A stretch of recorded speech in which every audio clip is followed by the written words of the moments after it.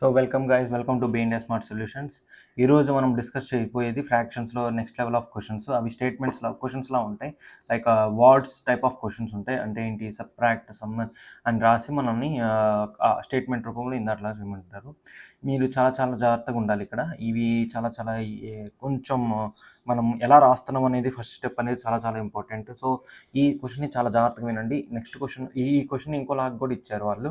దాన్ని కూడా నేను నెక్స్ట్ వీడియోలో అప్లోడ్ చేస్తాను. సో కొద్దిగా మీరు కొంచెం జాగ్రత్త వింటే ఈజీగా ఆన్సర్ వస్తుంది. సో ఇక్కడ ఏమన్నారు మనకి, subtract the sum of 93/4 plus 35/6.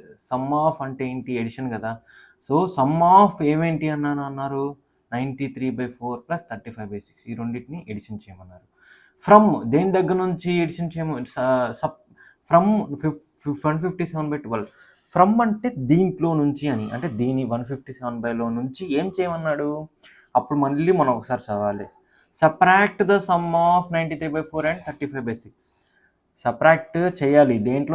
దేన్ని చేయాలి మీరు, ఈ రెండింటిని ఎడిషన్ చేసిన దాన్ని వచ్చిన ఆన్సర్తోని 157/12లోంచి తీసేస్తే మీకు వచ్చే ఆన్సరు అని అంటున్నాడు. సో అది చేద్దామా, రాద్దామా. స్టేట్మెంట్ ఇలా రాయాలి. ఓకే, 157/12 మైనస్ సమ్ ఆఫ్ అన్నారు కాబట్టి 93/4 plus 35/6. Okay, so that is the statement we need to right from this question. Okay, తర్వాత ఏం చేయాలి ఇప్పుడు, ఆబ్వియస్లీ ద సేమ్ ప్రొసీజర్ మనం ఎప్పటి నుంచి, ఇప్పుడు లాస్ట్ క్లాస్ నుంచి ఏదైతే మనం డిస్కస్ చేసుకుంటున్నామో అవే కదా చేయాల్సింది.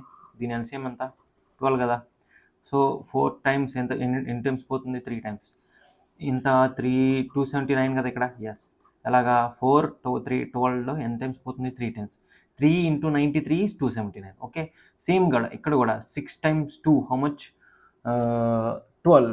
6 times 2 కాబట్టి 12 కాబట్టి. So 2 × 35 is 70. What is how much, 70. Okay, ఈ మైనస్ అలానే ఉంటుంది, పెద్దదైపోయింది. సో ఈ 157/12 అనేది రిమైన్స్ సేమ్, అలానే ఉంటుంది. ఇక్కడ కూడా నెక్స్ట్ 157/12 అలానే ఉంటుంది. ఇప్పుడు మనం ఎడిషన్ చేద్దాం. ఈ రెండింటిని ఎడిషన్ చేస్తే ఎంత వస్తుంది ఆన్సర్, 279 ప్లస్ 70/12 కదా. 270 200 70 70 140 149 349 కదా.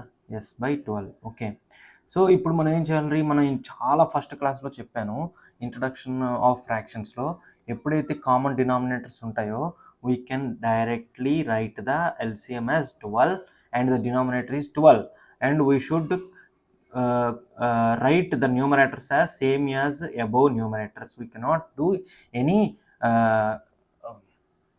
corrections or the changes of the numerators. Why? Denominator is not changed, that's why we are writing the numerators are same గానే రాస్తున్నాం, అందుకనే.